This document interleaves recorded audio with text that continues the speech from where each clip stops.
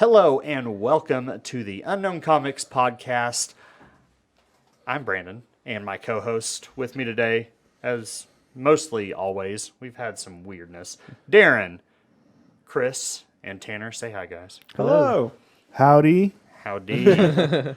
So, yes, all four of us back in the room for the first time in More than a month. Yeah. Damn COVID. More than a month? No, more than a month. Yeah, I haven't been live since November Yeah. because we started this in December.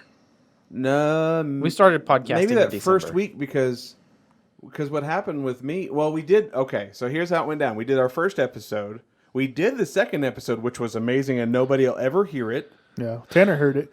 Tanner heard it. I heard the music. I didn't hear the He heard episode. how terrible. But it then sounded. y'all did the third episode because I was in Michigan and I came back sick. No, so this is the third episode. Yeah, this is the third We did- episode we because did y'all gaming. redid. Yeah, we redid the second. Y'all redid Yeah. the second We had episode 1.5. We had the 1.5 1.5, and then to- we did episode official 2. because Brandon ended up with COVID. I ended up with COVID, and so I pieced out to not get COVID. I may or may not. I lost sense of smell for a while, but that's all I know. Yeah. I don't know anything else. Darren was in the hospital. I had a sore throat. Life is fair. So no one died. So that's a positive. Well, yeah. So yeah, we got a lot to talk about. But first, as with the beginning of the rest of these podcasts, we want to let y'all kind of get to know us a little bit better. So Darren's told his story. Tanner's told told mine. his. Tanner has told his kind of geekdom story. So it's time to tell mine. So Guys, prepare. This is gonna be a long conversation. I've been a geek my entire life. I grew up. My brother is 11 years older than I am. Something y'all can relate to in y'all's family. Large sibling gaps. But pretty much it was just me and my brother. Not pretty much. It was just me and my brother. He was 11 years older, and he grew up a geek. So I just kind of grew up in it. Watching cartoons and sci-fi shows and all that stuff, just kind of being into it. I don't remember the first time I saw Star Wars. Like, it just was around me so much that I just always knew, the stories. So as far as comics goes, I had probably had comic books growing up, stuff that my brother had gotten and just kind of handed down to me, but he wasn't a big comic book guy. So it really wasn't until we were moving up to Colorado. Moving back from Colorado. So I was born and raised here for the most part. We moved up to Colorado in 5th grade, and then in 6th grade they were moving us back to Amarillo. And because we were driving a lot, we would stop, and I would get, stuff at the truck stop just to pass the time or whatever.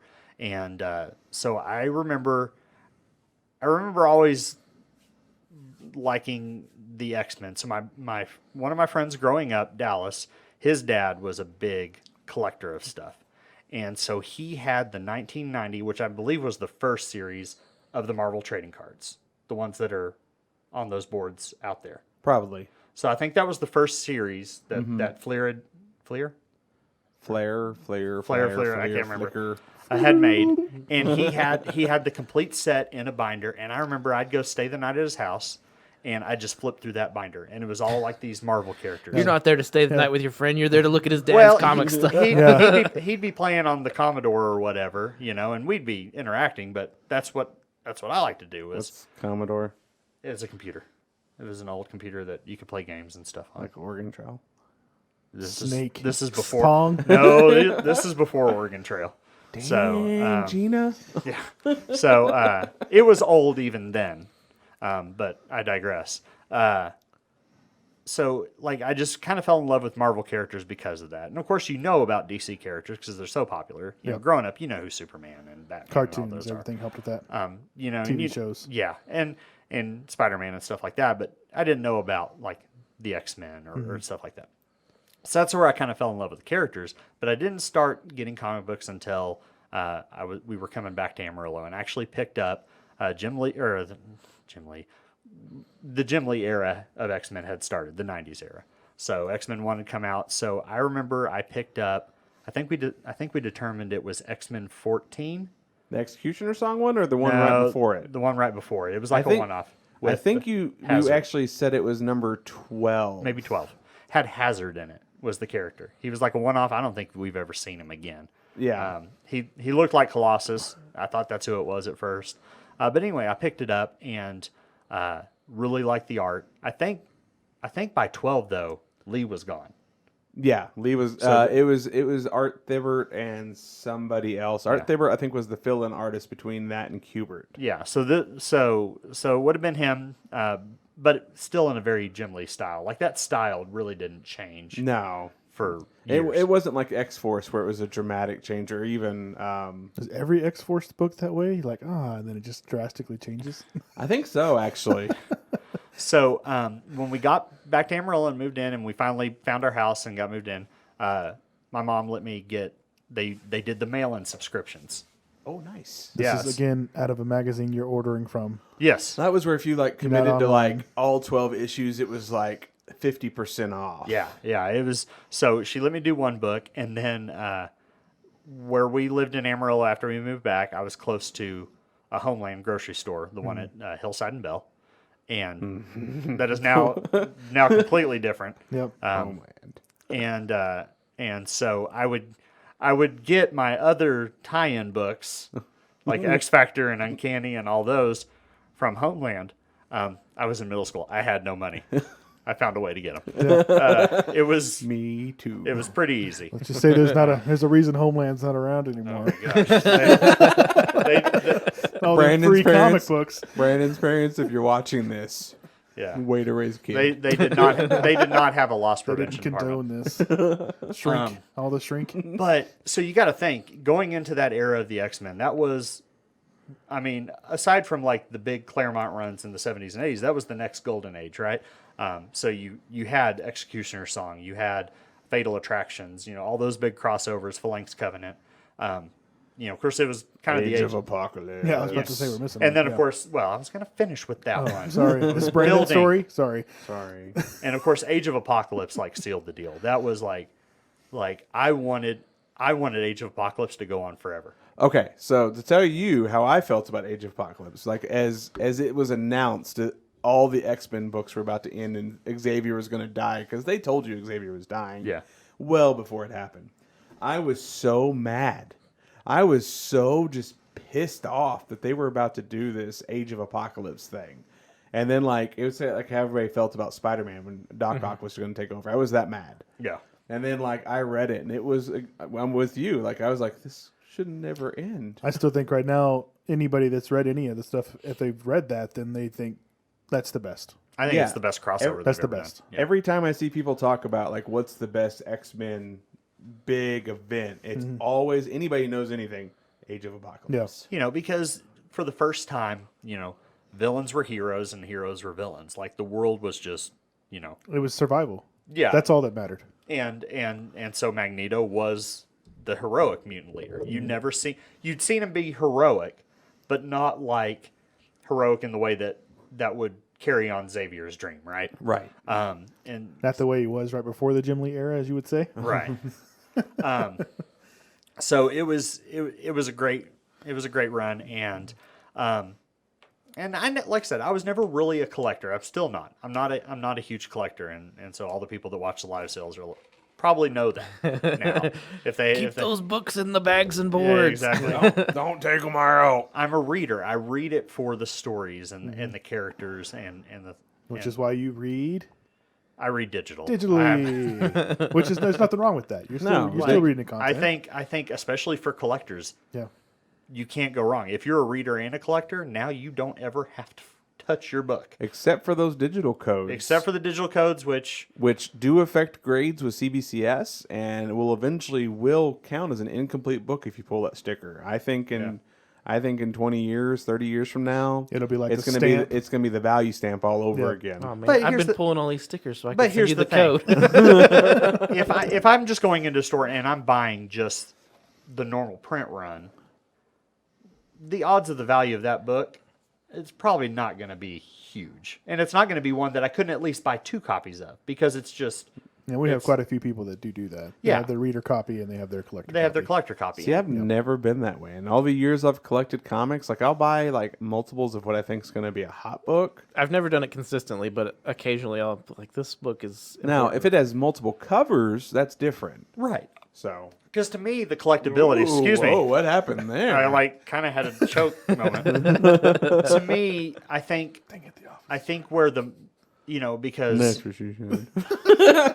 I kept all my books from the 90s, and I technically still have them somewhere. Well, good for you. Yeah, they're mostly worthless because Wait. Hold on. Do you have any? We're gonna take a little bunny trail real quick. So back in the 90s, comic books were $1. Yeah. Okay, so all that old X-Men stuff you can sell for roughly around $5 right now.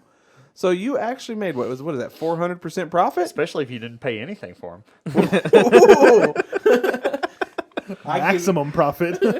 Again, Brandon's parents, if you're watching, they're listening. Yeah. listening. So to me, the collectability now is variant covers, right? That's where a lot of it is. It can be a lot of times, and older stuff. It depends on what's on the cover. Right. I think more than anything, just because of lack of print run, right? It's not the newsstand copy. Not well, and not oh my lord, newsstand copies were like double right now. Like the stuff from the older stuff, like you find a newsstand, it's worth like double. Well, I know. I'm talking about books that are going to be coming out. The other thing is, even now with everybody doing exclusives and different covers, there's still the overall print run is still nothing compared to what it was in the 90s. Right. We're talking millions. We're not even in. Yeah, nothing even hits 1 million. I wonder how many. So, how many still in the polybag copies of Death of Superman are floating? Oh God! I think New Mutants. Was it New Mutants? That X-Force 1. Oh, X-Force 1. Back when I owned my first store, my goal was to get 1,000 X-Force 1s. I think we got and a lot. I got a couple hundred before I sold the stores. Yeah, there was a lot of them. Yeah. So like I said, I had always kind of kept up with it. Pretty much during the 2000s, I kind of stopped reading comics because I got married, was poor. There was no subscription service yet. No 5-finger discount there service wasn't anywhere. Easy stealable spot. He was tried as an adult, so he thought he had to rethink his thinking. Pretty much once I got into high school, that was over. Once I had a job and could actually buy books and stuff like that. But like I said, once I got in college, met my wife and stuff like that, I really didn't read up until Marvel Now. Yeah. I had kept up with storylines. Like I knew what was happening. I'd kind of researched stuff, and like I said, kind of knew what was happening. And then pretty much shortly after Marvel Now is really when Marvel started pushing Unlimited.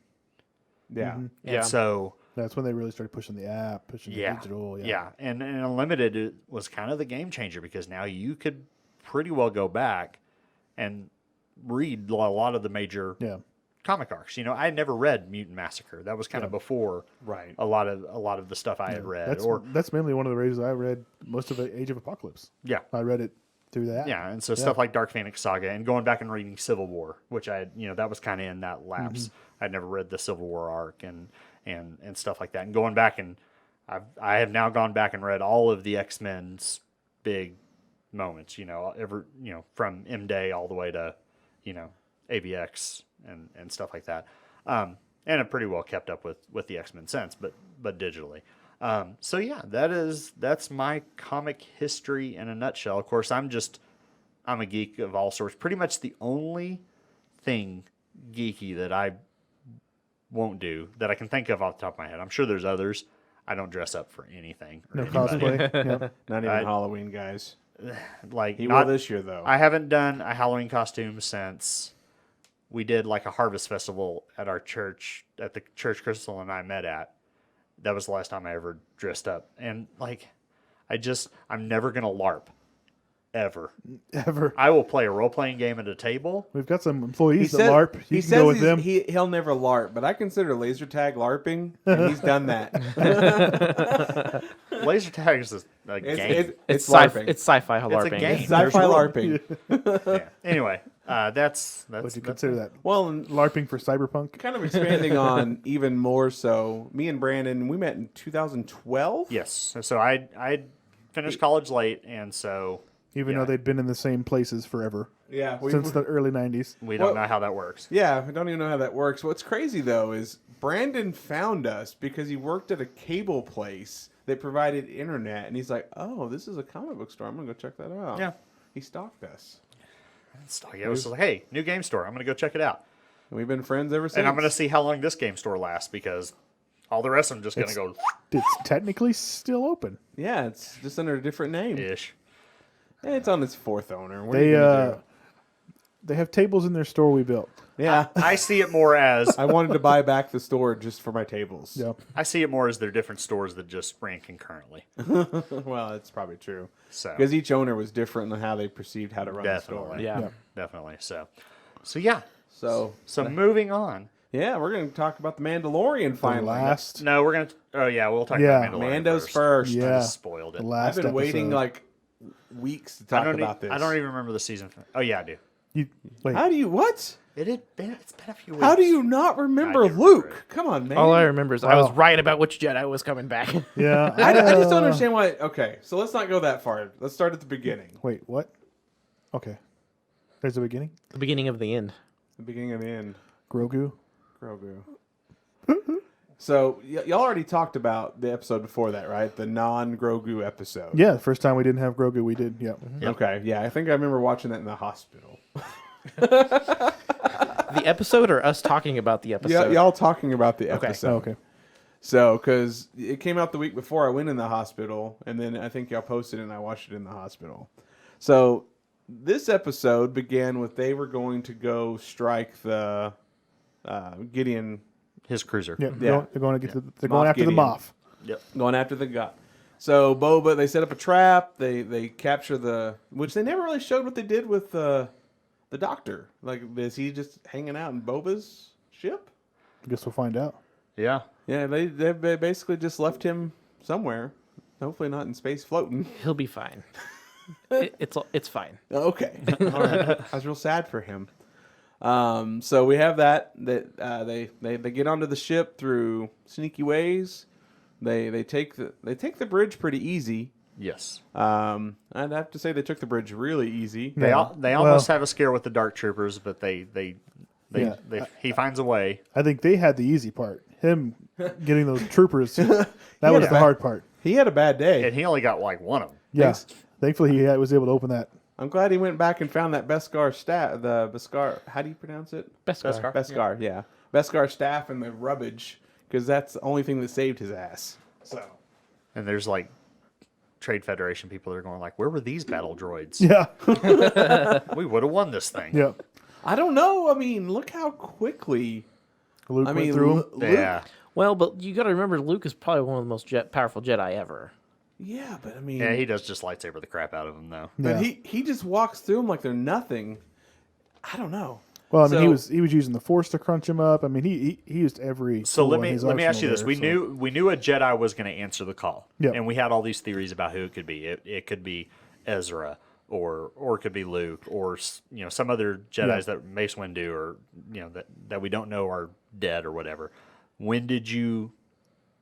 What was the moment you're like, it's Luke? It was it the still took- lightsaber? No, 'cause no, at it was first, it was 'cause the it was the X-wing. The X-wing. The X-wing. I thought, well, maybe Ahsoka had one, right? But then But I was Ahsoka like, already turned it but they're not down. going to bring her back See, in there. The point I knew was like It three took me episodes. a couple seconds. 3 episodes earlier when Ahsoka turned him down. Yeah. Yeah. Well, I mean, And I think for me, the other thing was you think thought they it could have been maybe one of those other guys, but then when they did all the big announcements and you know that for sure she's getting her own TV show, Yeah.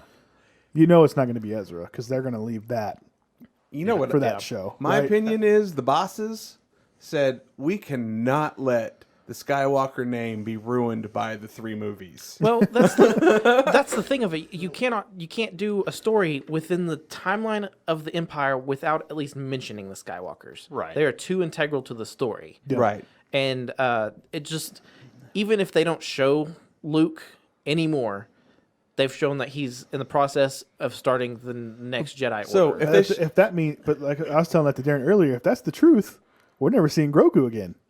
He survived one it Jedi dep- massacre. like I said, Already, he'll be fine. Have you seen the meme where Grogu's calling Anakin and be like, man, man, I really like you, man. And then you got Anakin crossing his name off the list. And then there's the one with Kylo Ren, and it's where they're in the teacher thing, and like he hands him a cookie. He's like, I'll let you live. Yeah. It's got him crossing. So a lot of that off. just depends on how they timeline everything out, right? Yeah. Is Grogu there when? Well, I mean, they're Well, saying it's about, is he about Luke's a first decade. student for his school? They're saying it's about a decade before then. Yeah.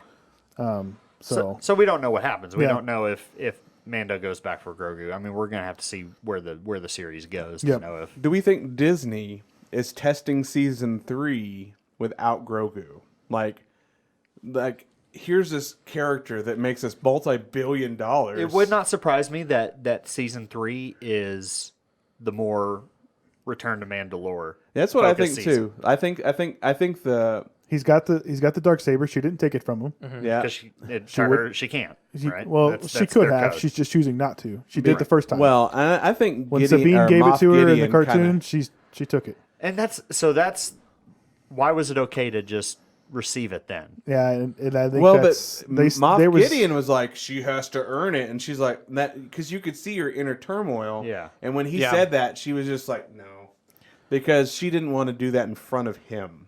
Yeah. But here's the thing: she didn't earn it the first time. No. As far as we know. No, Well, and like she Sabine made totally had that. Now, made so- fun of Mando for not taking off the mask. Like, you know, she's That- picking that- and choosing her traditions there. Yeah, well, that's a topic we're going to talk about too, because that was I almost cried, but we're not there yet. So, all right, so we have the Dark Troopers, Yep. flung out into space. Yep. They fly right Mando, back in. Mando And gets then they Princess Leia back to the ship. right. Well, at least they have rocket boosters Yeah. that we know of. And they can probably not have to worry about breathing. Right. Well, there's that. That helps. That was the worst helps. part of that movie. I'm like, That whole movie was the worst part of that movie. So I summed up that whole movie it's the space chase, the slowest space chase ever. Because why wouldn't the starships, the bad guys, just jump ahead? Because they were going just fast enough that they couldn't catch them. But just light speed ahead, turn around. You know, that's as easy as that. But that movie was so bad. So bad. Yeah. So But, all right, so we... we could go off on Last Jedi for a long time. So bad. So we get to Grogu's cage, and Moff Gideon's in there, Yep. and they have their whole little, like, He's got his little baby cuffs on. got little baby cuffs on, and he has, like, take the baby. Like, who didn't know that he was going to go after him? I'm surprised that they had baby-sized handcuffs. Well, It's the Empire. They're Yeah. very thorough and Yeah. they prep to arrest They a would lot be of still aliens. they would children. be the one entity that would make sure there are baby cuffs. They probably have four-handed cuffs for those aliens. They got lots of. They have a whole room of cuffs. they're 50 Shades of Grey, guys. Yeah, 50 Shades of Empire. yeah. I guess it would be 50 Shades of White or Black, since technically I mean, technically, those are values of gray. right? The officers wear gray. Yeah, Well, there we go. yeah. It's just That's their thing. There's your tones. You got it.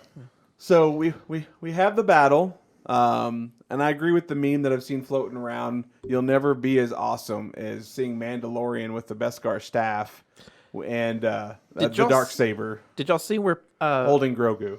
the like screenshots where people think that Phasma ends up with the staff? Yeah, I've thought about Hers was that. telescoping though, wasn't it? Yeah, and Was it? I I don't think hers is remember. Okay. different. Yeah, but I mean, it'd be interesting if she had some sort of staff like that. You Yeah. know? But, yeah, I thought hers was telescopic. I don't know if they've ever said like her armor. Her armor is like chromium, or they call I it. don't think it's So- same It's kind not of thing. Beskar. Yeah. So let's go back to what we've talked about a couple times though But about I the think whole. we could see her in the series at some point because she'll be if the First Order ever gets picked up in all this stuff. Yeah. I think we're still a few years out from that. It could be some kind of beginning thing. Yeah. So side quest champion Mandalorian Yep. gets his staff from a side quest. Yep. Gets everything he needs to take on the final boss of the season 2 from his side quest. Yep. He wins the side quest, gets back the child, and then gets to meet a Jedi. And is now Emperor of Mandalore. He is Lord Mandalore. Yeah. So side quests are important, is what we're learning. there you go. So, because without that, he would have not even made it to the cage without the Beskar staff. Don't you know you got to level up before you play the main mission? Right. He did that grind. He did that grind. So we get to the bridge. We have a. I mean, Moff can they even Gideon. make a video game? You've seen it play out. You know what I mean? Like, you know the storyline here. I mean, So you got Moff Gideon. You've got everybody on the bridge. You have Moff Gideon getting underneath everybody's thing, and then one X-wing shows up. Well, the Dark Troopers, they're at the door banging Get back back in. The Dark Troopers. they jet back in. You know, which the Dark Troopers kind of remind me. Oh, there's blood. All right, cool. The Dark Troopers kind of This show remind me just got of. intense. Yeah. Have y'all seen Black Hole? It's it has been a long really time old ago. movie. But if you've seen Black Hole, do you remember Maximus, the red dude that flies around and actually is like the second, like the. Gosh, vaguely. Okay, that's what the Dark Troopers look like to me. Is Maximus from the Black Hole, also owned by Disney. So, if you get a chance, look that up. They look I just like remember Dark Troopers to me. I remember being a kid and watching the Black Hole and thinking, "This is nothing like the ride at Wet n Wild." In Dallas. Love that ride. But so and then we're gonna get to Luke now. What was y'all's thoughts when that lightsaber popped out? I thought that was the truest iteration of Luke we've ever seen on the screen. Yeah. Post original. I think so. If you look at it for what it is, cinematically, it's his Darth Vader Rogue One moment. Yeah, I right? think It's showing the heritage of we can just walk in and just wipe the floor with people, which you had already seen it kind of sort of off camera in Return of the Jedi, right? When he goes Right. to Jabba's palace, that he can be that kind of solo badass. This is now the first time we get to see it in the same way. It was kind of in Rogue One. It was kind of a horror movie. It was kind of definitely a call to that Yes. scene, though. yeah. So it was awesome. Curtis. They were just sitting there wondering, like, what would this scene look like with a green lightsaber instead? It was the lighting guy's idea, probably. Now, I will say that so we've all seen Sebastian Stan, Sebastian right? Stan, yeah. Like The mock-ups. the mock-ups yeah, of him the as Luke. fakes or whatever you want to call them. I understand the CGI and the homage, like let Mark Hamill do his thing. It's not even Mark Hamill; it's probably a body double. It was. He was basically the voice. but I don't know if he did anything. No, it was the guy who's been voicing him in like video games. That's been voicing like in Battlefront and stuff. It was not Mark Hamill. so all I gotta say As the voice? is, Yep. That's It was Sebastian it's the guy, Stan. It's his sound alike. If we move forward with Luke showing back up again, please, for the love, Disney cast Sebastian Stan. They're all about the de-aging and the deep faking. Maybe I don't know. I think if you're really gonna use the character, you got to use somebody else. It gets costly for a TV show to keep Yeah. doing that. I think it's funny that Mark Hamill doesn't do the voice of Luke because his as voice. So the problem is because he I still don't. does. What if he didn't know? here's the thing. He did. He did. In addition Okay. to your face aging, your voice ages, right? I guess that's So true. if you're trying to make him sound like Luke from then, he can't do it anymore. His voice doesn't work that way. It's like James Earl Jones. Like when you heard him voiced in Rogue One or in Rebels, it was not his voice from the original trilogy. My right? main point is that he still voices all the Joker like he always has. in Yeah, video but games and stuff. that's a voice that he has to project.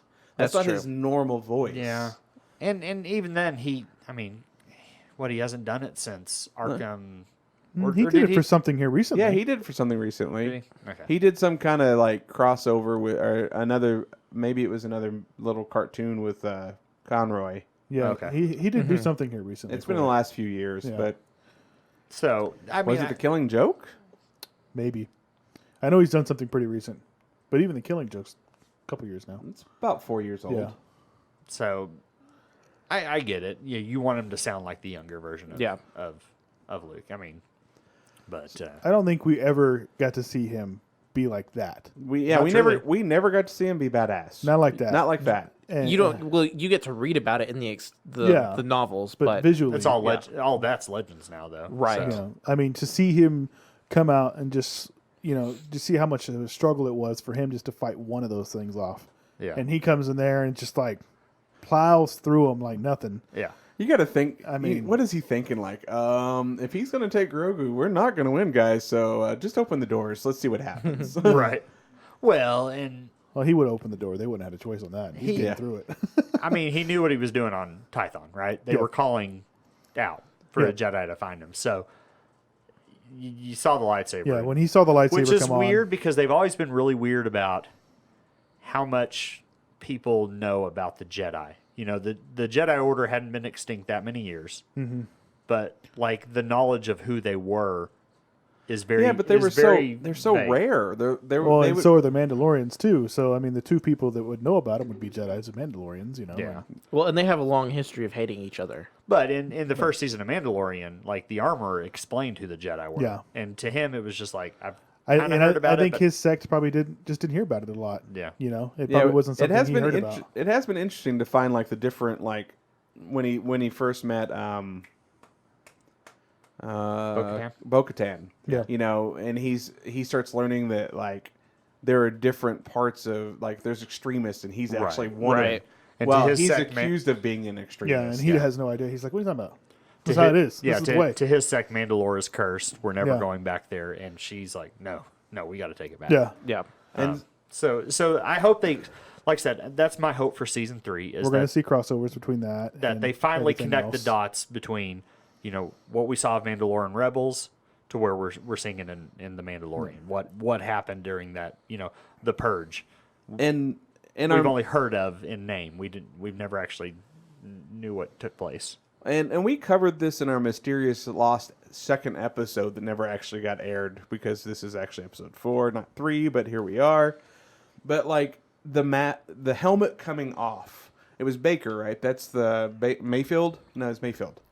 Baker Mayfield, the quarterback for the Cleveland Browns? No. That guy? Yeah, he's going to play in a playoff game this weekend for the first time in a long time. Congratulations, Cleveland Browns. But it's not Baker, but Mayfield. Yeah. He had talked, when he was like sitting there and having the conversation with the Mandalorian, he was like, now you're willing to do whatever, you'll do whatever it takes to achieve what you need to do. What's the difference between us? Yeah. Mm-hmm. You know, because he took his helmet off. You know, you could tell when it comes to Grogu, he will do whatever it takes. We've seen him past the point of just guardian to the parental side of things. Well, and like Sorry, I said, Darren, drop that expensive book. Don't get mad at me. At least in the bag and board. I think meeting Bo-Katan was a revelation to him. I think it's an eye opener. And Boba Fett that the way I was raised is not. It doesn't have to be this way. It's like he didn't want to give Boba his stuff back until Boba was like, here's my family chain code. Yeah. Yep. Well, Boba kind of just took it and then said, "Here you go. Look at this." Are you really going to keep anything away from Boba Fett if he wants it, though? And we don't know because Bo-Katan pretty much said it. You're not a Mandalorian. Yeah. You're a clone. You know? Yeah. So there's still some stuff there because, you know, I'm trying to think if they've talked about it in Legends that Jango was kind of an outcast from the Mandalorian culture. And I think, Clone Wars talks about it. I really need to go watch Clone Wars. Yeah. You do. Boba's in Clone Wars. You do. The first couple are first 2 seasons, I would say. Maybe season and a half. It's really the movie and probably the first season. It's like, okay, we're making this for kids, and then they were like, dude, old people are watching it, so we're gonna change the. We're gonna transition. And they started doing a lot deeper storyline. Yeah. So the first little bit, it's a little harder because it's really shallow, but then it gets where you really get the character development. It's a good show. It's one of those things. Like I'll watch Clone Wars, and there's a lot of arcs. I mean, where you forget Anakin's fate. Mm-hmm. Like he's just Anakin. Yeah. Well, and that's the whole point of the show was to flesh out that story. To make it to where Anakin's more of a character than and that's why like you know you watch Revenge of the Sith and you're like, yeah, this is what we know of, and I really didn't care about you. I mean, this is back watching it in 2004. Yeah. You know, you're like, okay, yep, that's how he became Vader. Cool. Yeah, got there. It wasn't It wasn't gut wrenching. You go back and watch Rebels when Ahsoka meets him for the first time. Mm-hmm. Yeah. Now you're like, oh, it gives you an emotional attachment to that character that you wouldn't have had. Yeah, absolutely. Exactly. That's always been my argument with the prequel trilogy is that his storyline was rushed. Mm-hmm. It was never developed. He was just a whiny brat that eventually became Darth Vader. So let's talk about when the helmet came off, because let's talk about this for a couple more minutes and then move on to the next topic. So when the helmet came off, because when Grogu's reaching for his face, Yeah. and he just kind of slowly takes off his helmet, and they have that moment, like. It was hard. It was a dad moment, man. Yeah, it was like Dad I moments get me. almost teared up. Yeah. Yep. And when he hands it over to hands him over to Luke, and I'm just like, you can do this yourself. You can train him. You'll figure it out. Don't take him back. Curse these parental emotions of mine. Yeah. I mean, that was deep right there. That's probably the hardest scene in TV I've seen in a long time. Yep. Yeah. R2D2 coming out and everything. That was great too. I think R2D2 is like, no, not another one. He already hit me with a stick. How many times? And you got to think that Luke's thinking to himself, oh God, this didn't go well the first time for me. The training and then, That's one thing I've never thought of is why Yoda beat him with a stick, because they had met before. Yeah, and as far as I know, R2D2 had never actually been wiped. So As far as I know, he yes, hadn't R2 been. has never had a memory wipe. C-3PO gets it all the time. Yeah, 3PO gets it, but like R2D2 is like the one droid that I can think pretty much through everything. Because there was even it's hard to tell. You don't know what happens to R2 between prequel and A New When he's Hope. with he's with Leia. When they make it to Captain Antilles' ship, you know There at may the end have of been- Revenge of the Sith that Bail Organa says get their memory wiped.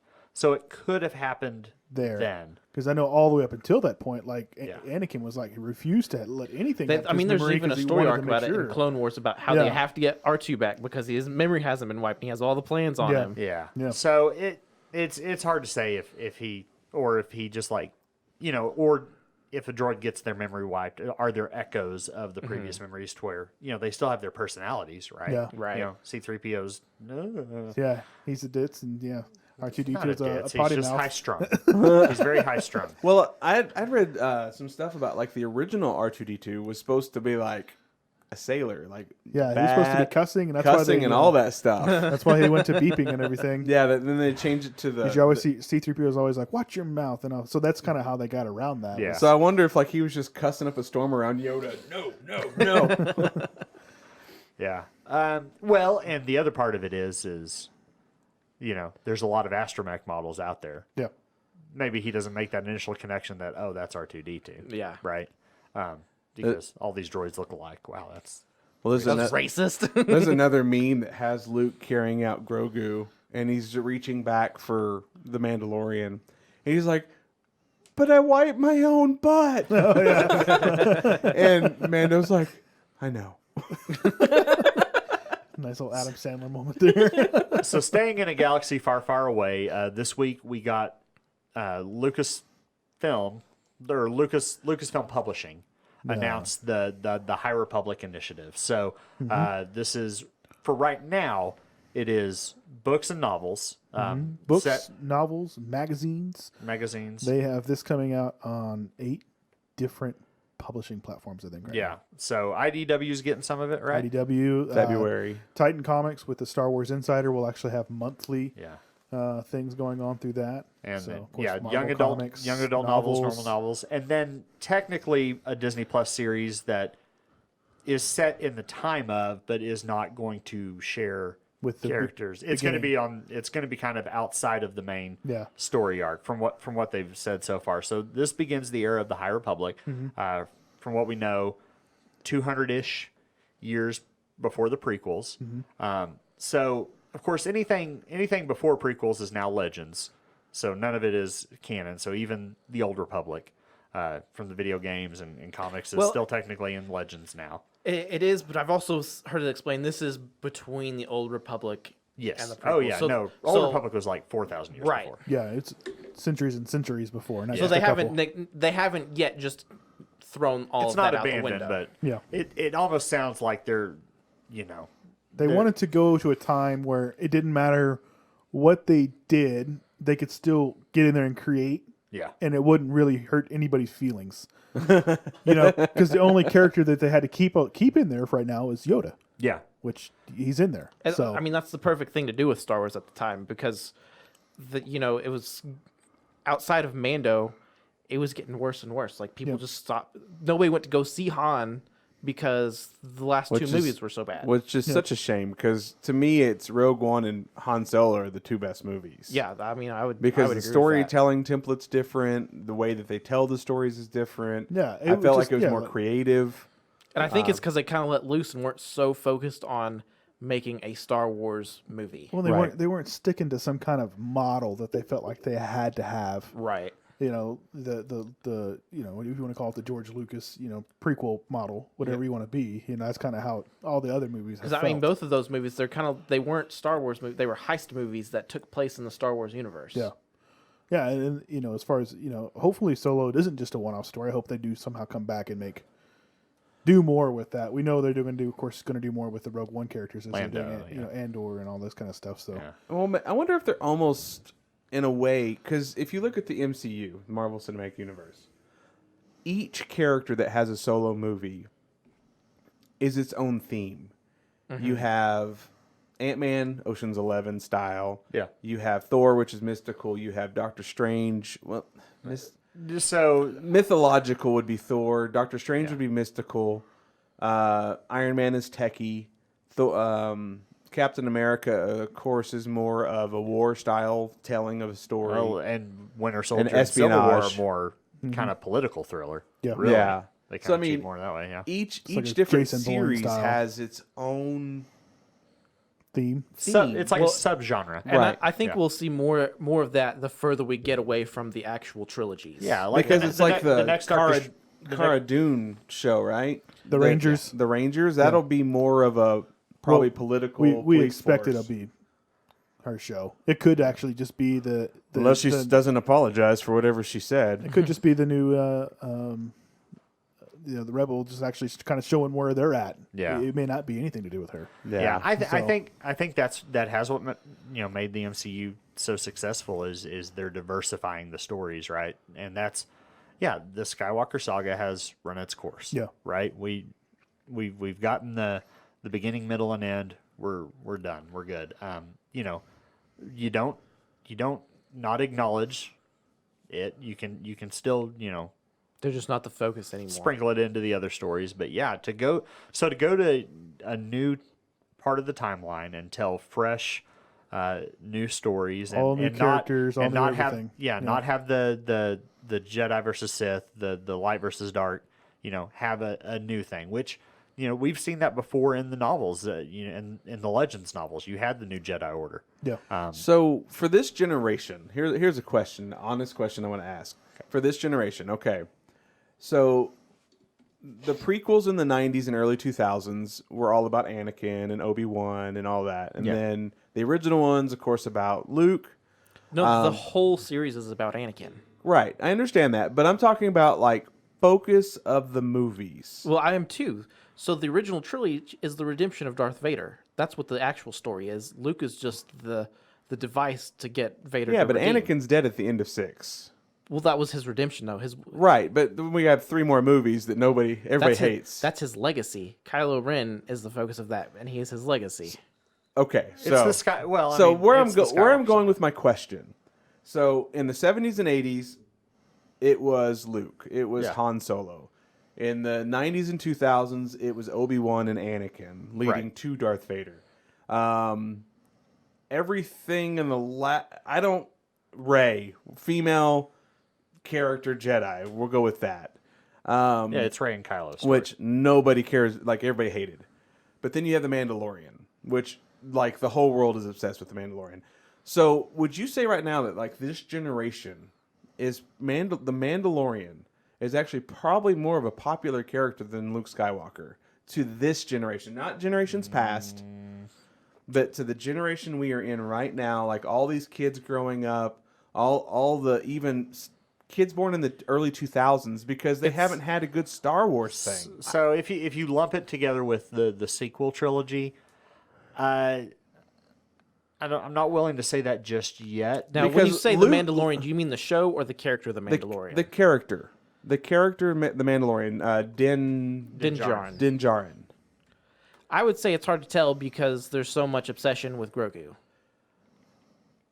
Yeah, I mean, I can see that too. But I would say, And Luke Skywalker was so disappointed, like not himself, like not Mark Hamill, but the way they presented his character in the last few movies. and I think another factor in that is if you're going for the current generation and not ours, the toys have a large impact on that. Right. So they're gonna connect more with the characters that they can go to the store and buy a toy for. Right. Yeah. So I think they might still connect to the movies, but I think in the Disney era of Star Wars, our generation connects better with the Mandalorian than the movies. I know for me, I've never been ultimately a Star Wars fan. I've always been a Star Trek guy. No. Ooh. For me, I've watched the movies. I've enjoyed the movies. I watch Star Trek too. It's all good. I've just always enjoyed that world better.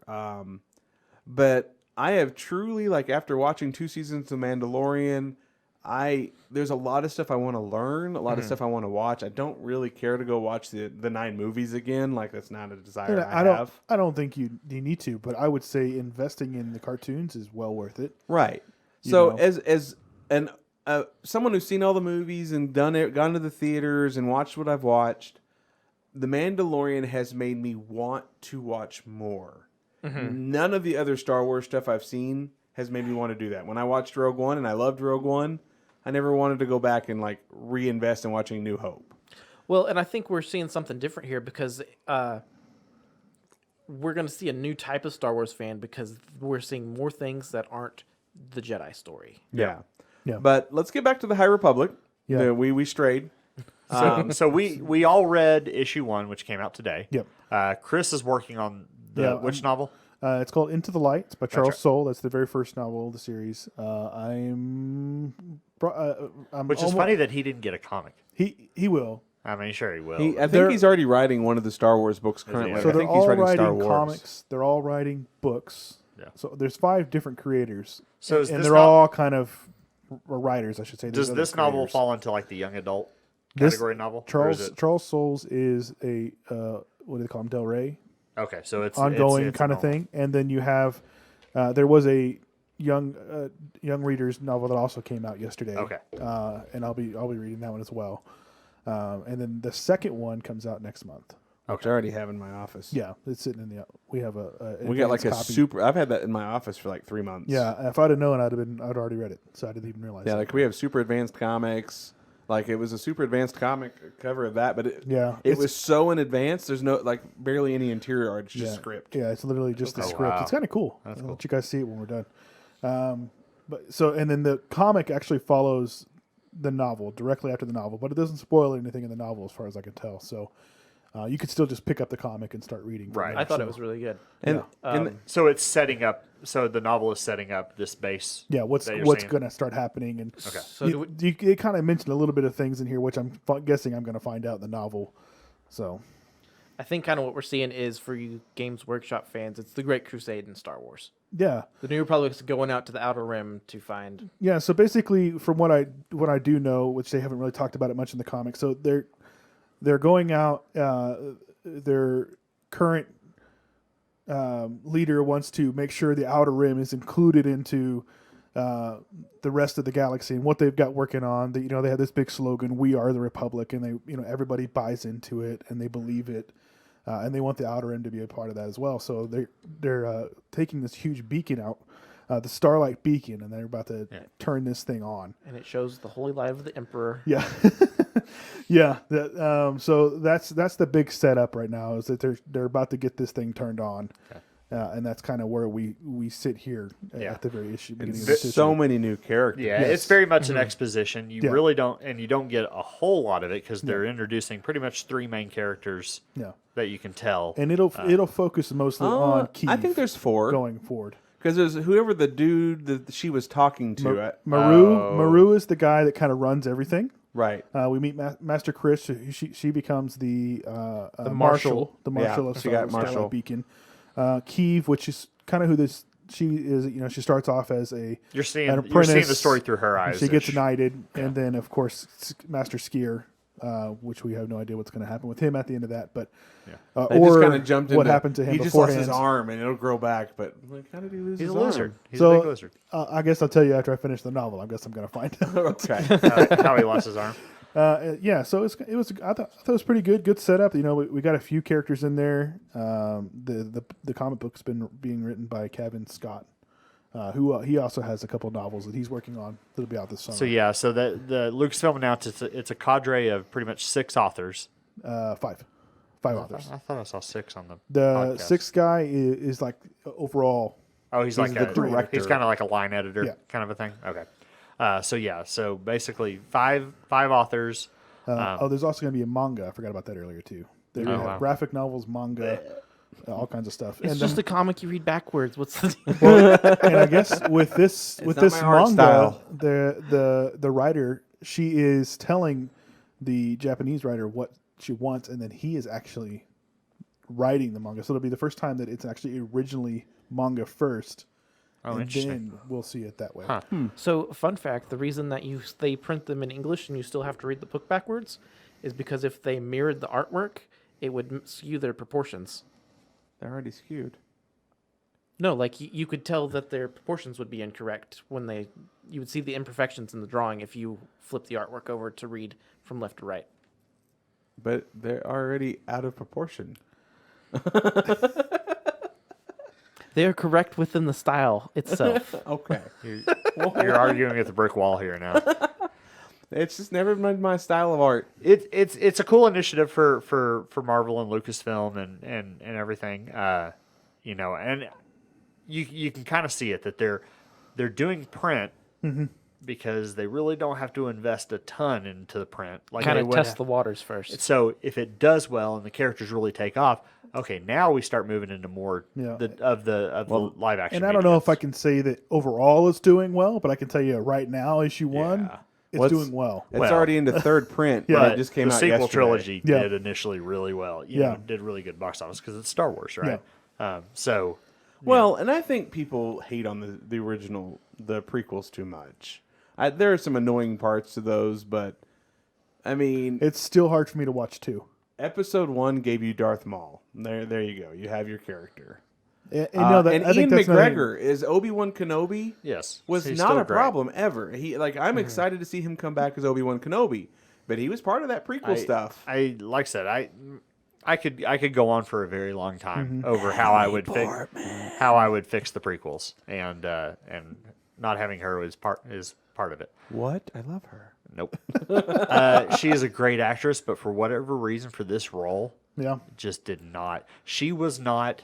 If you're trying to draw analogs between Anakin and Luke and Padme and Leia, she was not. She was a politician, yes, and that's about the only heritage thing that Leia inherits. Her personality, their personality, like she was just Episode 1 gave us Keira Knightley and barely getting Natalie Keira Portman. Knightley. Hey, she like was there. most people don't even realize she's in. Yeah. Yeah. I had no idea she was the body double. Yeah. So, and like I think, what is it? Keira Knightley couldn't even remember the character's name or whatever. Like they went back and interviewed her, and she's like, "Oh yeah, I was in Star Wars." So I want to take High Republic, which is a good book. I read it right before the thing. Yeah. I enjoyed it. I'll reread issue 2 because we're going to continue, really trying to focus on Star Wars this year because there's so much good content coming. Next week week after next we'll start talking about WandaVision each week, which is going to be awesome. I'm excited to talk about WandaVision. But a big topic this week in the comic book collecting world has been stores charging more than cover price for this book day one. If you don't know, there's a lot of in our world. There's speculators are For those listening, Darren is showing Star Wars: The High Republic. yes, which you could just show in a little clip right there. But yeah. We are on podcast, people so you have audio cannot see versions that. only. Excuse yeah. Darren's, Sorry. Darren's brain there. Sorry, I can see a camera, so my brain says camera. So the speculators in 2020 with all the COVID stuff is really out of control. Yeah. It's not out of control in a bad way because it's been able to support, Unknown Comics because they're so overzealous on everything being a key book. And I think this actually absolutely will be. A No, canon absolutely. going There's too many first appearances, forward. and Referring to High Republic. And honestly, with the amount of books that we order, I think a lot of people missed out on this book, and that showed on Tuesday when we put up copies for more than cover price on Tuesday. For me, we have a local customer here. He is a Star Wars fanatic. His entire house is decorated. His wife's, they're fanatics. Yeah. And he forgot to buy this book. He forgot to pre-order it. And he bought it from us on Tuesday when we put it back up I at a didn't higher realize how price. I didn't Shane realize. Hepler? Yeah. And I was like blown away. Like, how does this guy, who is all Star Wars, forget to get this book? All Star Wars all the surprised to me. time. I knew the initiative was coming, and then I saw the webcast earlier this week. I did not realize everything was dropping this week. Yeah. So what happened for me is, okay, so I go through previews, and I don't jump on Star Wars books to do exclusives. It's just not what I did. We did one with Darth Maul. It didn't do well. I haven't done another Star Wars book And that since was also 2017. in our infancy. So, Yeah. I mean, 2017 was... So when are That we was- going to get the unknown lightsaber? Ooh, that'd be cool. Yeah. We'll have to do that. hop Maybe on with that. High Republic, We, too. we want a dark side and a light side. Maybe we version can of the have. shirt. Well, and I got news of a book that I can't talk about right now, but there's a book coming that's not announced yet that's going to be amazing for Star Wars. So, but He says it just to screw with people. Amy may not know she has a T-shirt to make tomorrow because I Two. think we're going to launch a Star Wars this weekend. So yeah, we have actually a High Republic 2 exclusive. We're gonna start doing all of the high exclusive. We want two shirts. We want a dark side and a light side shirt. No, you'll just have to get the other one with number 3. As long as eventually there are two shirts. yeah, Okay. I think with this we'll probably have Keeve's lightsaber with the double. The double lightsaber. Yeah, I think that'd be cool. So So going back to speculators, so with High Republic, I honestly didn't realize anything about this book. I just haven't kept track of Star Wars enough in the comic world because number ones come and go. We sell a bunch, not enough to really pick up the attention. But then on like a Saturday night, some dude ordered 600 copies, 200 of each. And I looked at my phone. I was like, "What is this?" And I was like, "Chris, what's this High Republic thing?" He's like, "It's this huge deal coming." And I'm like, "Oh, well, we need to email Marvel to try to do exclusive." And it was because of all the licensing stuff, it was too close. So that's why we didn't do issue 1. yeah, if it had been a regular Marvel book, we would have been able to get something done. Yeah, we would have been able to get it done. We were hoping they had art or something. So what that tells us is, okay, well, we're going to order big on this book. We're going to order really heavy, and we'll do what we need to do. And with FOC, we cut the ordering off. You get your order, and then anything we order over that's ours, and we just sit on it until it's time to put it up. And so, but the big subject in all of the groups this week has been, is it okay for a store to charge more than cover price? Now this day isn't really one? talking about us. This is talking about your local shop. You walk in, brick and mortar. You walk into your local, you walk in, you pick up the book. It's $20 on day one, and it's a $4 book.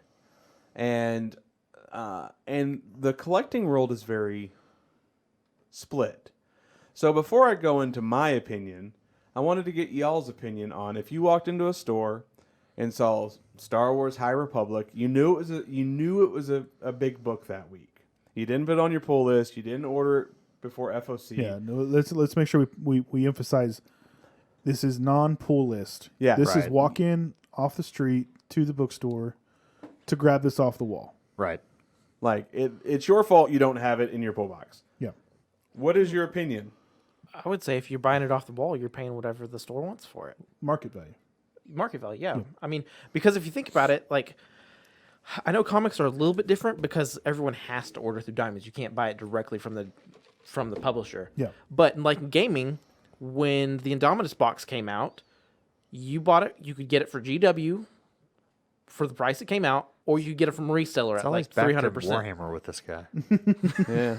Don't worry, he'll But- be back to comics soon. But the stores are technically a reseller. Right. We're not the first source of the material. So as a store, you have the right to charge whatever you want for it. Right. Yeah.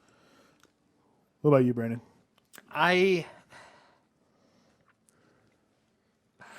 Again, I'll this just is read it digitally this for is $4. non-pull box, non-pre-order. So You can give that- we want your honest opinion. it's capitalism. It's your right to do so, because if the market's not going to pay it, then you can't sell it for that high. Yeah. right.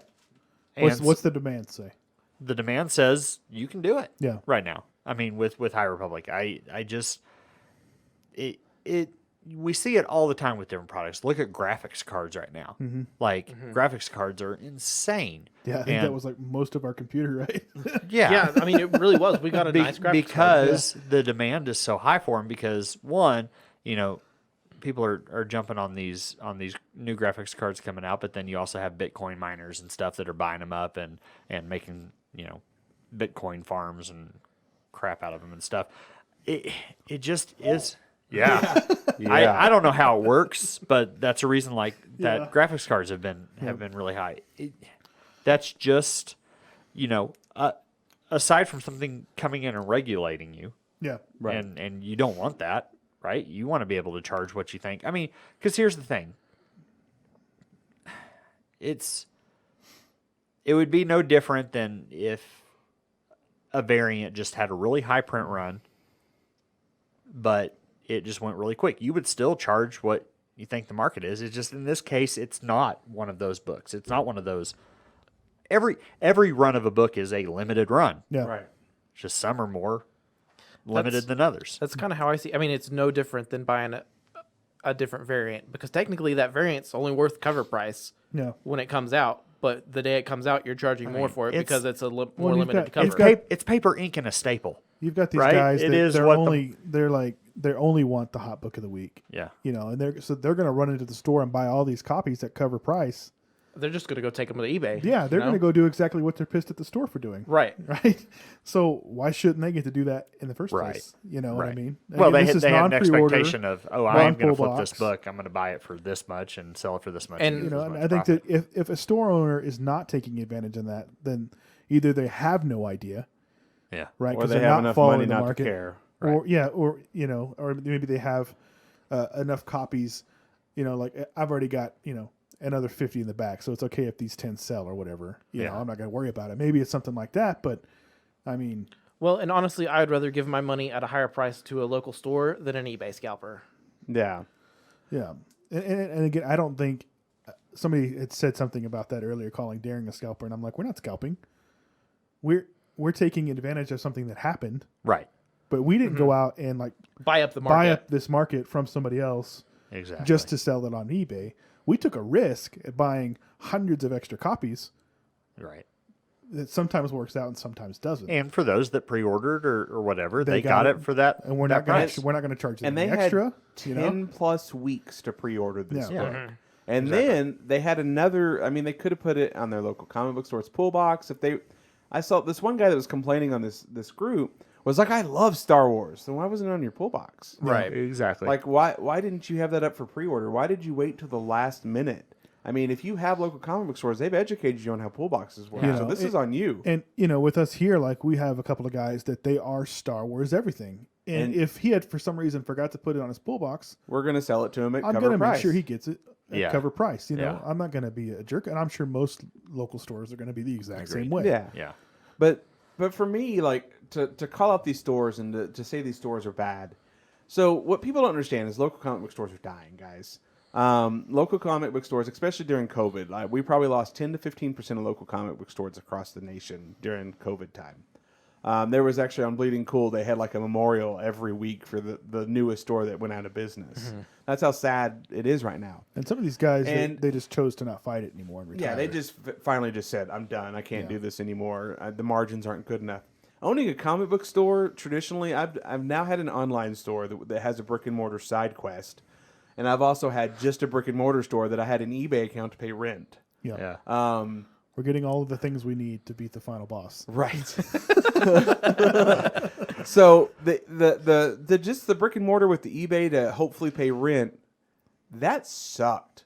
I worked 80 hours a week. I couldn't afford employees, and I had the biggest store in Amarillo. I probably had the biggest store in a few hundred 200 miles. Yeah, at least to Lubbock. Yeah. And we quickly grew into that, and but I couldn't afford anything. Like, if I took my family out to dinner on Saturday, that was winning that week. Yeah. Just because there was no money. Let me ask, what was more stressful? Tuesdays and Wednesdays at the table's edge, filling pull boxes and all that stuff, or the early days of Unknown, filling out shipping orders and then also having to go to cons and stuff and hoping now, things got out on time. Stress level, Unknown Comics is way more stressful. There's a lot more moving parts. There's a whole lot more books. I mean, well, not only that, we have 20 families we're responsible for now. Yeah, I mean, we have 20. I mean, it's not 20 just comics and customers. We gotta make sure everybody's taken care of. when I had my store, I can't tell you how many books, and I didn't understand the speculator market, how many books I sold at cover price or normal ratio prices that were worth way more, and I just didn't even know. And I wasn't educated. Let's go with I was ignorant to how the speculator market worked. Right. And so when it came to that, I could have made so much more money if I would have understand how to do what I do now. And even in the retailer groups, just retailer Facebook groups, they talk about like, well, if you're a speculator store, you won't be around in 10 years. You won't be here because you're investing too much money in back inventory. Well, not really. At this rate, nobody's going to be here in 10 years. Basically, zombies. It'll be zombies. But as a store owner, and I've said this on my Facebook Live stuff, store owners are already the ultimate speculators in the comic book world because they're willing to put their money where their mouth is and actually open a store to sell to the public. Right.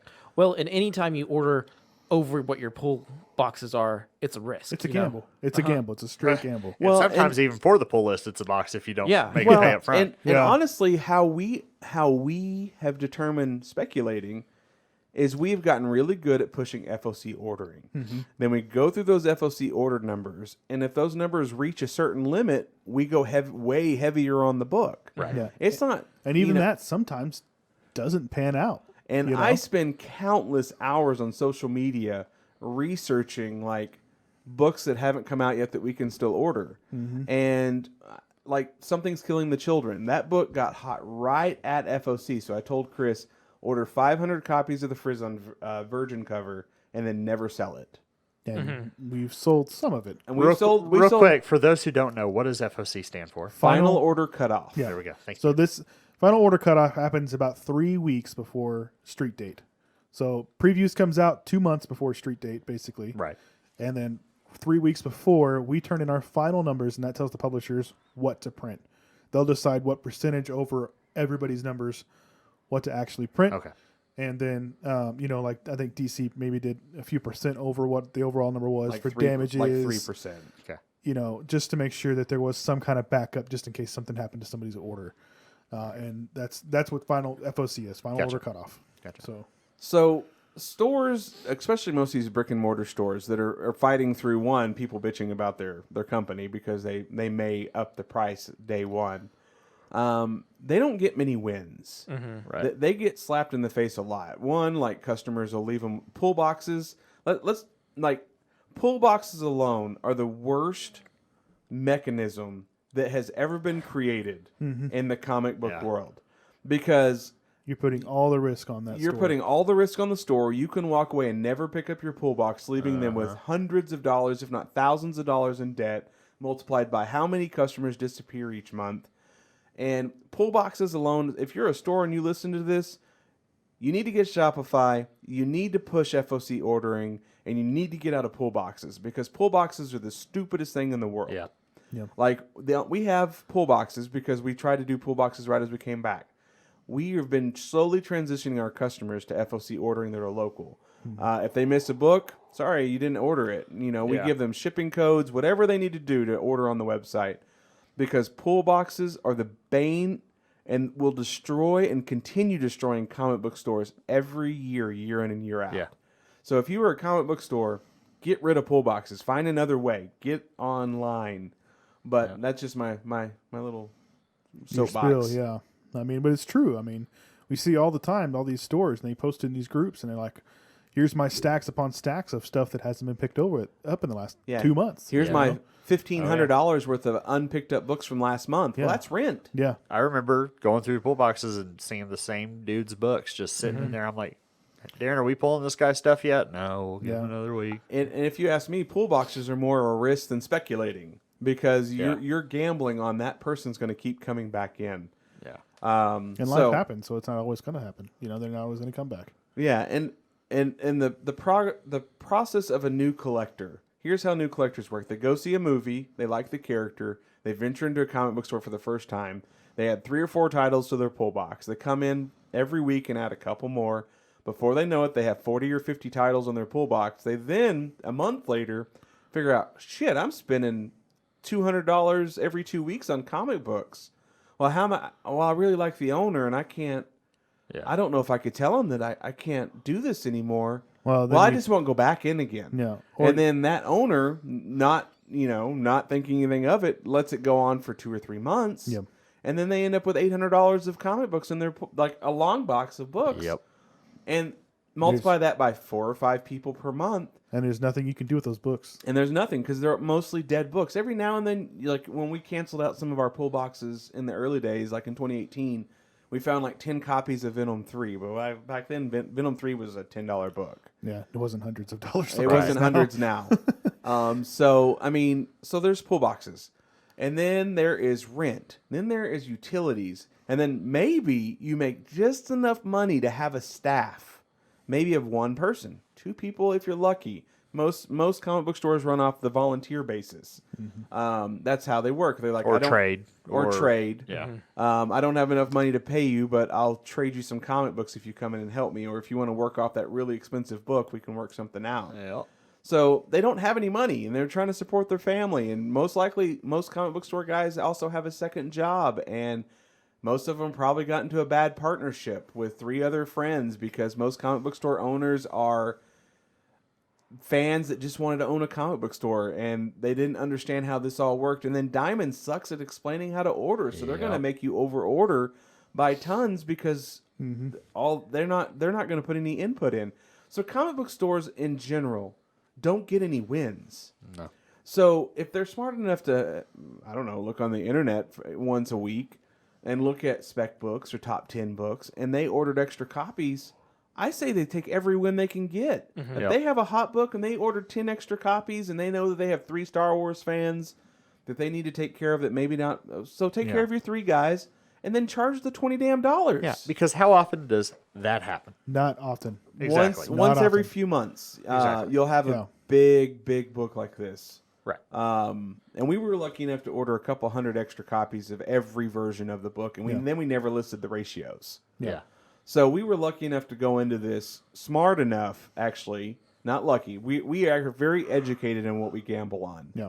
So we're not lucky, we're smart. And there's some things that we completely miss. Yeah. And that's okay. Yeah. We may miss, but by missing, we still over-ordered the book and still have 10 or 15 extra copies laying around. Right. So because that's how we order. But these stores need to take their win, and they need to quit being so stubborn. And if you don't have $1 million sitting in the bank account, stores, take your win. Take it. Yeah. And okay, you don't want to put it on your shelf. Cool. Sell it on eBay. Get rid of the book. Yeah. Don't feel bad about it. Make your money. Take your win, and take that money either. Maybe take your family out to dinner. You made enough money to take your family out to dinner. Because here's the thing: is if Unknown Comics didn't upsell that, you're my customers would have just bought it and done it themselves. Or who's to say that that stock wouldn't have been moved to other company that is a different kind of I'm not saying Unknown has a side company, but comic book store A. If you don't know, Brandon just had a fight with his mom. Yeah. I operate brick and mortar store A, but then I have a totally different branded online store, eBay store, See, I have no shame, so like when it comes to me and that kind of situation, I'm just saying that you don't know how many times that's actually happening. Oh, it happens all the time. Yeah. Somebody will have like their eBay account that they opened before they ever even thought of a store name, and it's like Tom Comics 111. Yeah. And their store's named Bob's Comics. Yeah. No one knows who that is, and that's a way for people to dump product. Yeah. And honestly, I want the consumer to know, if you want to continue having local comic book stores, you need to support them, quit complaining about them, and you need to actually understand why they upcharge when they upcharge. You had 3 months. Now, if you walk into your comic book store and you pull it out of your pull box and they're charging you $20, that's absolutely wrong. You need to go unknowncomicbooks.com and order it at 30% off before FOC. Yeah. because that is not okay. Yeah, Yeah. If you're going in there beforehand and you had it on your pull box 2 months in advance, there's absolutely no reason you should be getting charged. Yeah, the extra amount. I will. Yeah, that is never Agreed, because okay. that was an agreement between you and the store owner. It's a handshake agreement. Yeah, but so is you fulfilling and actually buying your books if too. I'm coming in every week and I'm buying my stuff at cover price all the time, or whatever the price you guys have, then it should be that way, even if a book gets hot. But let's also discuss one other thing, another soapbox. If you have books on your pull list, and then you take them and walk around the store and put them back on the shelf in secret because you don't want to actually buy that book anymore, and you don't want to take it off your pull list because you're chicken, just tell the guy. You're wrong too. Just tell the guy. It's better for him to not order it than you to do that. Of doing that. Oh, it happens. Oh my gosh!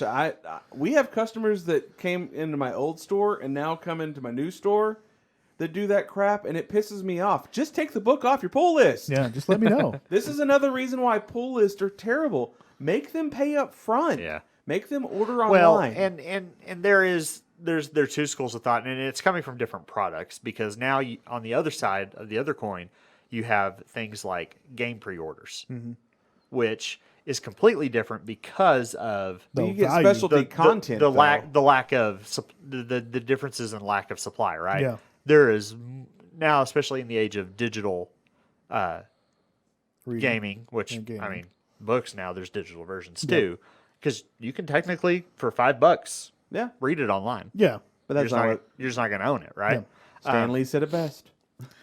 But you know, there's the argument to be made. I'm not going to give game publisher X $60 to make money off of, because I know I'm going to get it day one, right? I can't think of a video game where I was not able to walk into a store and buy it for market value, for MSRP. We also live in Amarillo. Right, that's true, but I think the only time I've ever pre-ordered a game is when I went the special edition that comes with a statue or something else. Right, but that's a variant, right? Something that actually is very limited, one print only. Yes, right, which is still a complete waste of money, but don't get me started on collector's editions of games.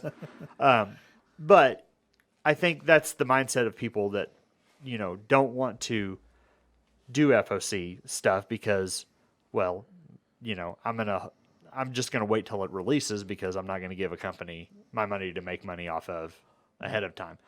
That's wrong in this case because there is a demand issue when it releases. Well, but okay, the difference between video games and comics is not just the hot book. Right. The guy who bought my old store, no names, but he got to where he was so gun shy about ordering. He wasn't ordering extra books for the wall at all.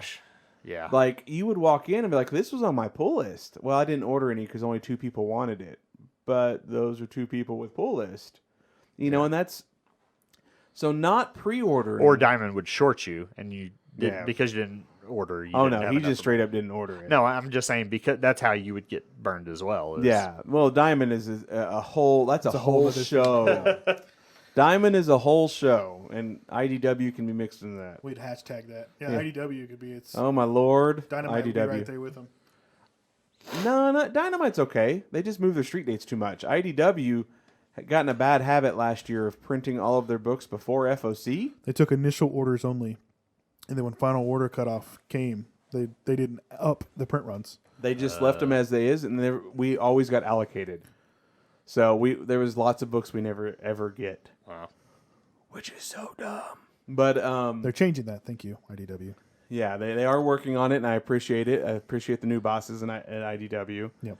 But I really, when it comes to comics, if you don't pre-order it, the store may not order it, and then you're going to walk in, and then there is a demand issue because, say Ed, if you don't know, Big Apple Comics is the longest tenured store in Amarillo. It's been around for almost 40 years. 31 years. Oh, it's 30 years. 31 years. He opened in 1989. I was a regular customer of his in the 90s, in the 2000s, and actually until I opened my own store. But he was the ultimate example of he didn't order enough. Right. Or if a guy came in and wanted a book, he would just pull it out of your pull box, depending on where you were alphabetically, and give it to the customer he's never seen before. Yeah. So your pull box wasn't insured. But you know, back in the day, you would walk in and his new release wall would be full. Like, it had multiple copies. You didn't have to worry about it. But now you walk in, there's maybe 1 or 2 copies on the wall. Yeah. And there's not a problem with that. It's the way he orders. He knows his customer base.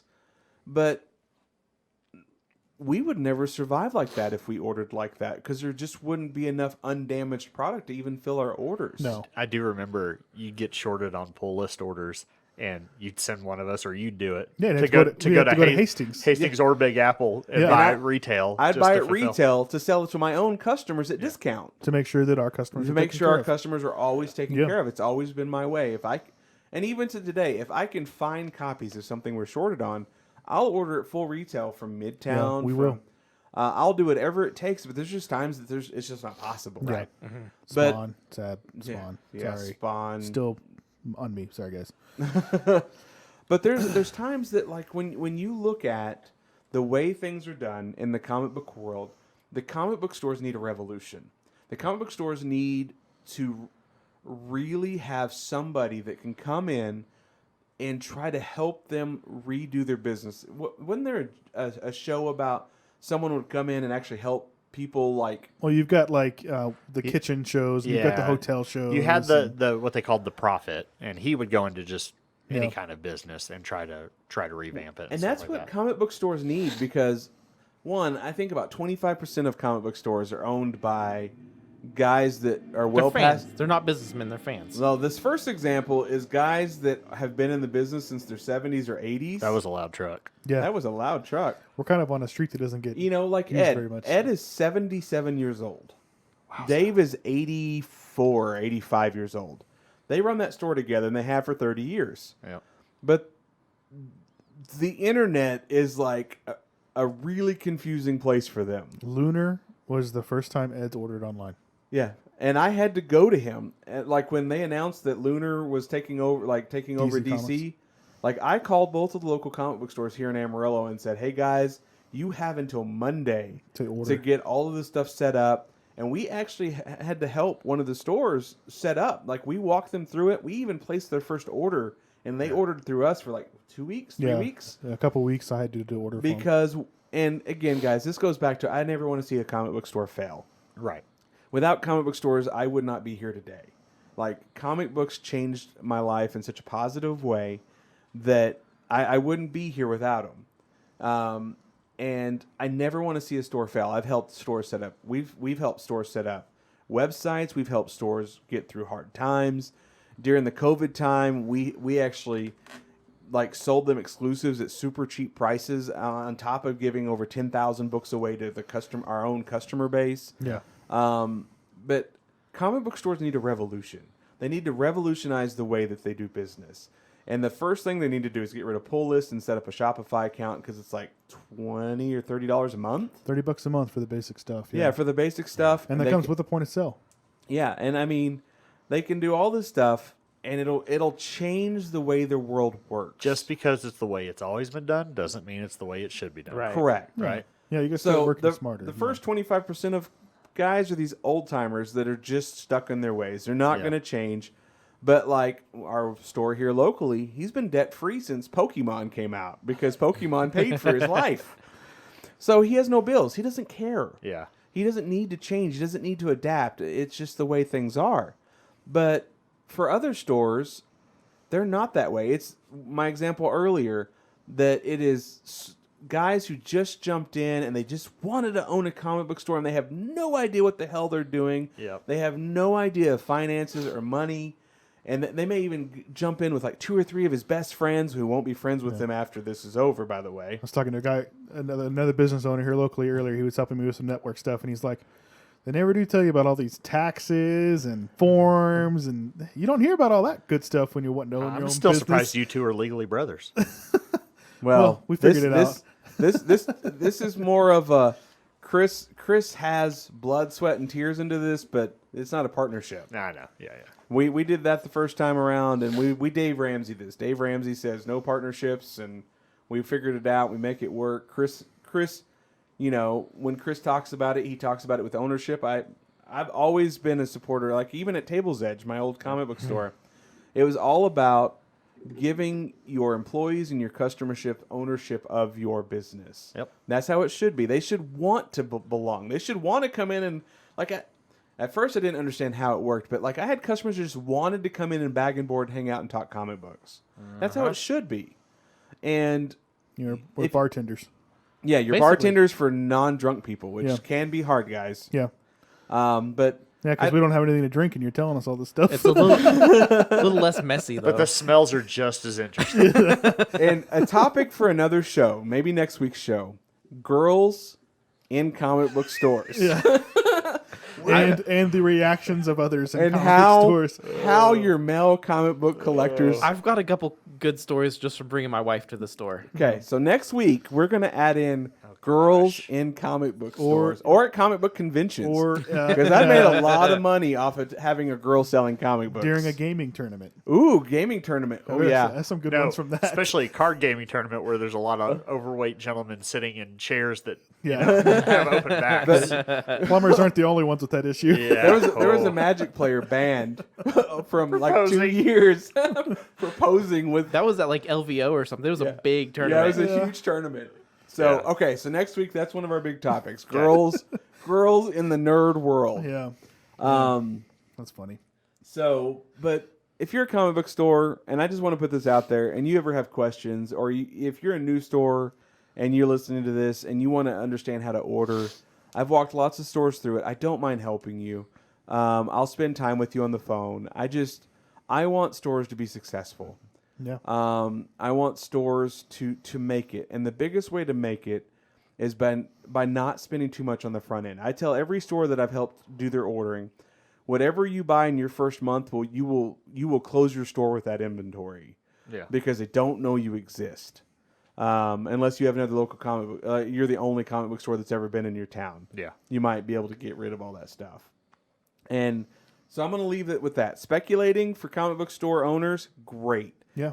Be wise. Take advantage. Take advantage of that moment because you don't get many wins. If you're a customer and you're mad about it, if you want to keep that local comic book store, get over it. Yeah. Pre-order your books. Put them on your pull list. Go through those previews. Those previews are free, I think. I think they're like...